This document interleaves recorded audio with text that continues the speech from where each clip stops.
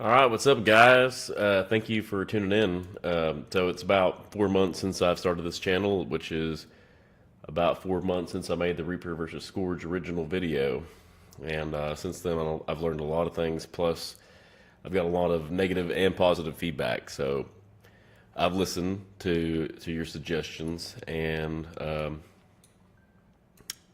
was a power necro, power reaper build that used staff, and mainly for control and for life force generation. And I've got a lot of people that told me, like, you can't do that. So anyways, that was the way I like to play, but I have tried to tweak some stuff. I can't be like everyone else. I have to be different to some degree. However, I encourage anybody to try my build. So what I've done here is I've went with the great sword. I went with the axe, warhorn, mainly for quickness. Axe is great because it's got a range of 900, and also it can build your life force up. Great sword, if it wasn't for skill 4, I'd have a hard time with this because everything is so close range, and I still don't feel like I have like mobility like a warrior or something like that. But skill 4 is pretty strong, and then this build that I've created here, vulnerability skill 3, is pretty strong. You just got to be up close. So I'm doing mostly shouts. I've had some recommendations on doing that, and I've also, one of my trait points is to do life siphoning when I'm doing the shouts, so it makes more sense. I've got plague signet, which like I hate to do. Like I wish I could replace it with something else, but with mesmers and scourges and some of the rangers, and I mean, with all the conditions that are in PvP, like it's almost necessary. I've got it, so I've got to use it. So there it is. I have a small health pool for Necro right now, 21,000. It's not a lot, but the reason why is because I'm using a Cavalier amulet, which is mostly toughness, power, ferocity, but no precision, and there's a reason why. I'll get to that in a second. I've got the Rune of Vampirism. So, essentially what I'm going for here is a build that's pretty tanky.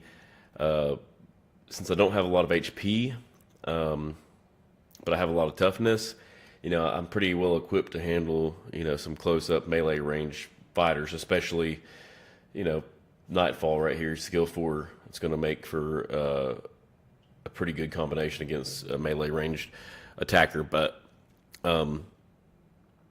conditions is still a big deal. And you want to have continuous, healing coming in from, either, regeneration or from life steal or life... still health. So anyway, so I've got that going on here with this the Rune of Vampirism and this power, so it works pretty good with what I've got.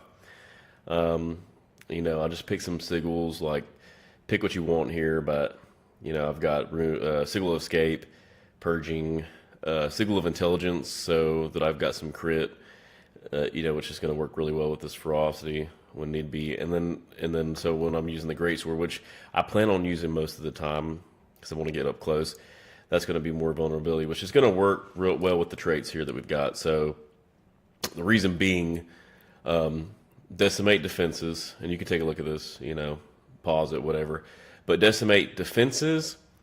For every stack of vulnerability that you have, you get 2% precision. So you definitely want to get that, because 25 stacks of vulnerability, then you got a 50% critical chance. So that's important. And then combined with death perception, whenever you go into shroud form, reaper form, or whatever, you're going to have, the goal is to have close to 100% between these two traits alone.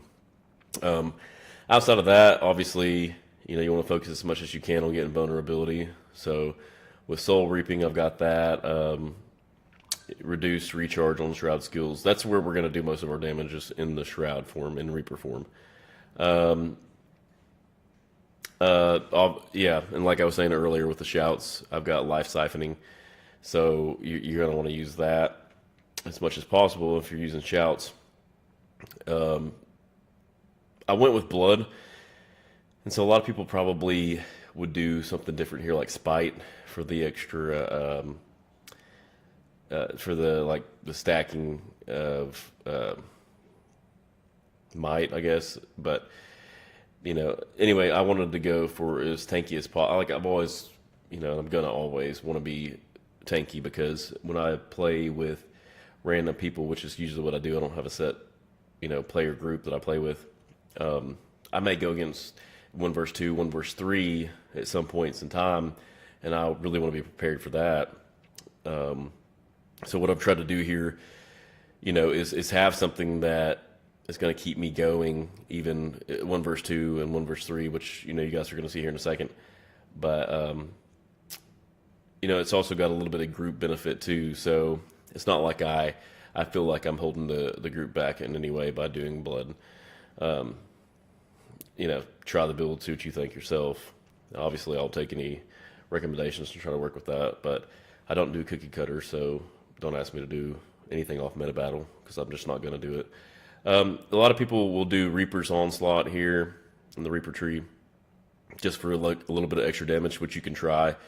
I'm going with Bladder Spoon once again. Like, I feel like I'm pretty consistently running with pug groups, and you want to try to do your best to work with your group and communicate, but a lot of times you're going to end up being the only one capping a certain point, and there's going to be 1v2 there. I don't want to be the necro that dies really quick, so I don't want to be just the straight DPS necro running out here and needing support to stay alive. But anyway, so I've got that going on.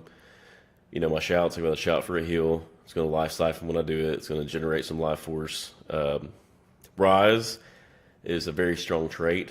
You could do something like Spectral Armor, which is not a bad trait either. But I like Rise because you can have an uptime of up to 25 seconds as long as these little minions keep attacking, which they most likely will, and it's easy to do, especially when you're going against multiple people. So this is a pretty significant utility to use right here. Damage reduction of 33%, just like protection, but it's not a boon, so you can't get it ripped off you.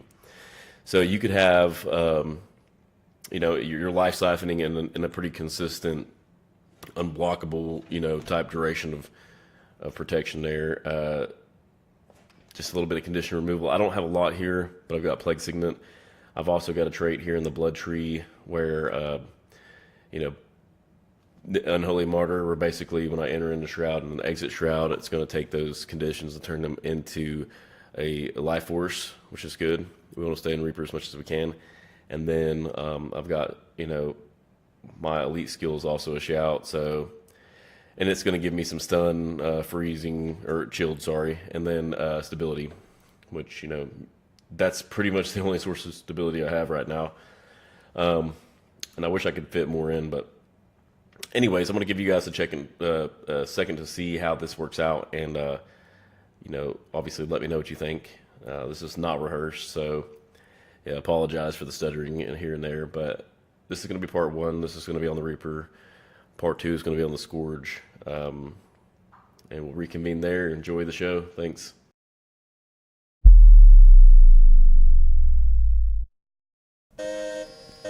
Alright, so I just capped the point here.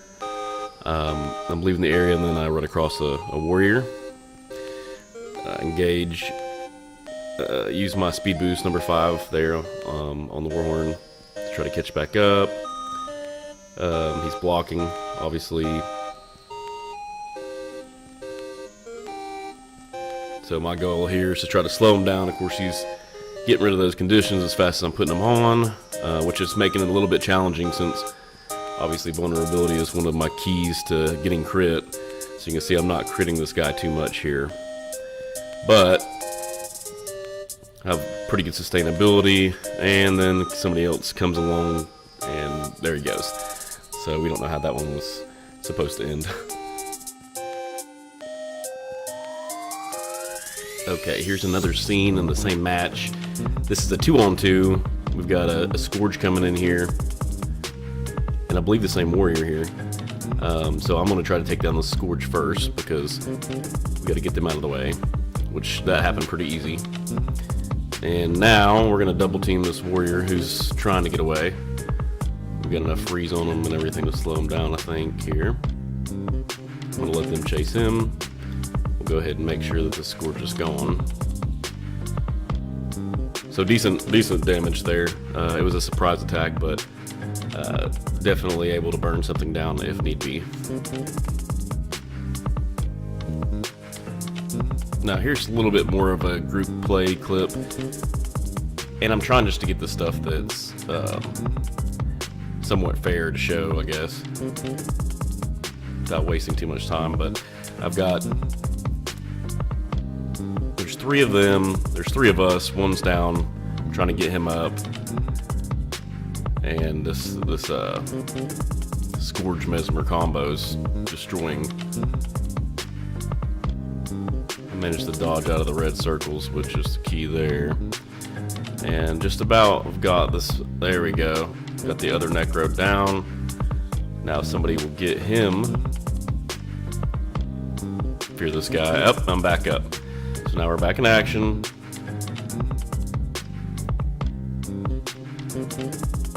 There's a portal here, so I'm gonna go ahead and take it because this place is under control. So now I'm back to the mid. Wipe those conditions off with the Signet.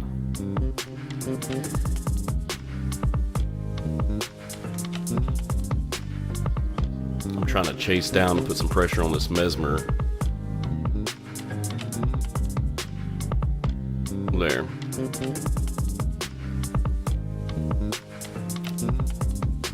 That was an easy group play there. Alright, here's the beginning of another match, and I'm not sure I'm wasting too much time here.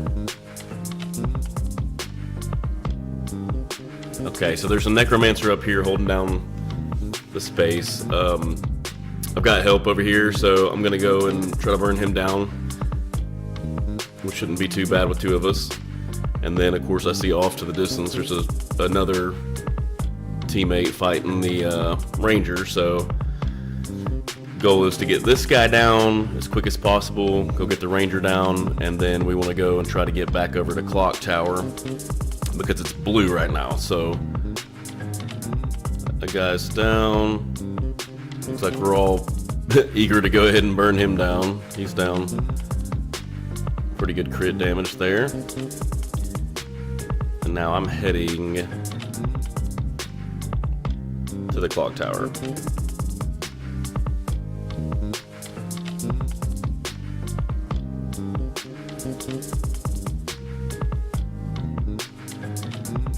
Alright, so we got a couple in here. I'm going to try to just pull them close. We got a Ranger off to the distance, so I'm going to try to go ahead and get him.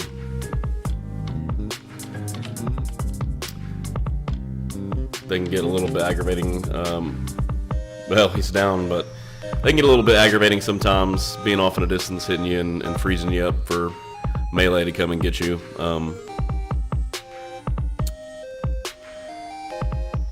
We got that. Oh, here's another one. Pesky. That's what I like to think. I like chasing these guys down with this build the best I can. So, trying to pull them closer, but I missed there. So I'm gonna go ahead and just chase him off this tower. He's actually on the way to my next spot anyway, so he went in Viz. We'll find him. There we go. Get my long range out. Alright, he's down.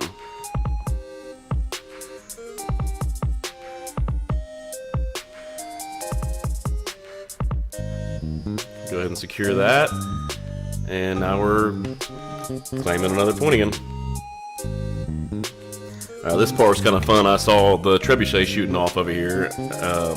So I was going towards that, and to my surprise, Mr. Ranger again. Only it looks like this time he's brought a friend here. Another Necro. Which it looks like I have a Necro teammate back here too, so it's 2 against 2. Now I'm going to try to go ahead and burn down the Necro. They're going to cause me the most problems. Looks like we may have a warrior that's jumped in the mix, and I'm about to go down. A lot of fire on me here. Still haven't got that Necro down. So I am down. My teammate comes to revive me here, thankfully. So now we're back. Plague Signet, heal. Rise, of course. Anytime Rise is available when I'm fighting.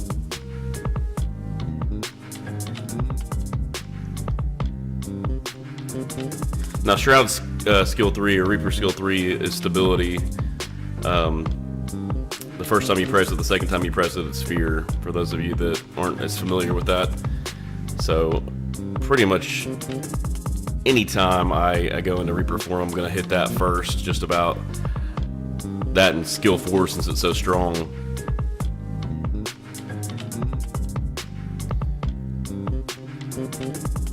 Down again.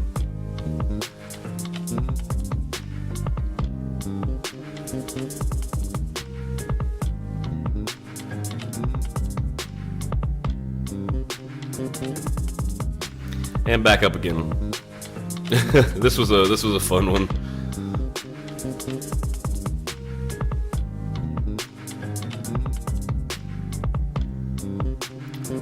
So that Necro's claiming there.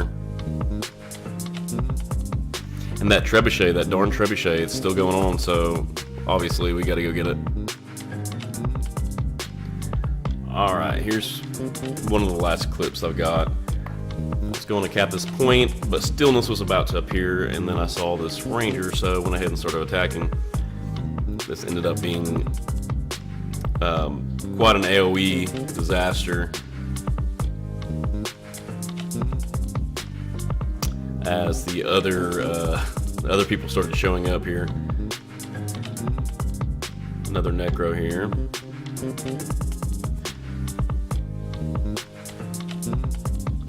There's a lot of effects going on, but luckily we had made a couple of good moves grouping them together, and then I was able to come around here and just start throwing down some extra damage, AoE damage, and blinds.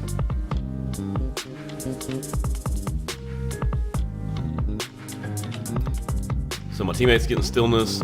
I have someone up here claiming this point. And a teammate down, almost was there to save, and then barely missed it, so.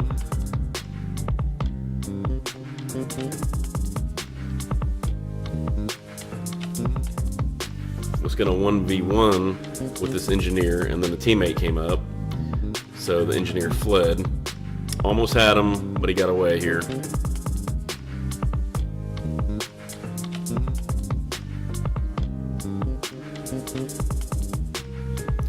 However, he didn't get too far because he was coming back up the same way, so it gave us one more shot to go ahead and try to take him down. Just threw a blind down and just started going at it.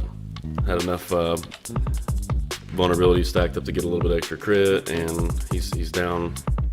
This last little segment is a 1v1 duel here against a Mesmer.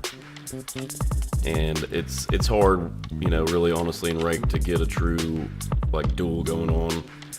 In most pug matches, this is not going to happen very much, so it's hard to get a recording, but this kind of gets you an idea, you know, throwing down some blinds. Once this build starts getting stacks of vulnerability and everything, it's got enough survivability and enough damage. And plus it's got plenty of self-healing. You can pretty much usually get just about anything down. And of course, here we are coming to the end. The music has ended. So thank you guys for watching. Next week we'll be doing this on the Scourge. Let me know what you guys think. If you have any suggestions, good or bad, comments, then please just leave them and let me know what you think and what I need to work on next, and what I could have done better in this video / what I did good. But stay tuned, and we'll keep on doing some more tutorials. Appreciate it. Thank you.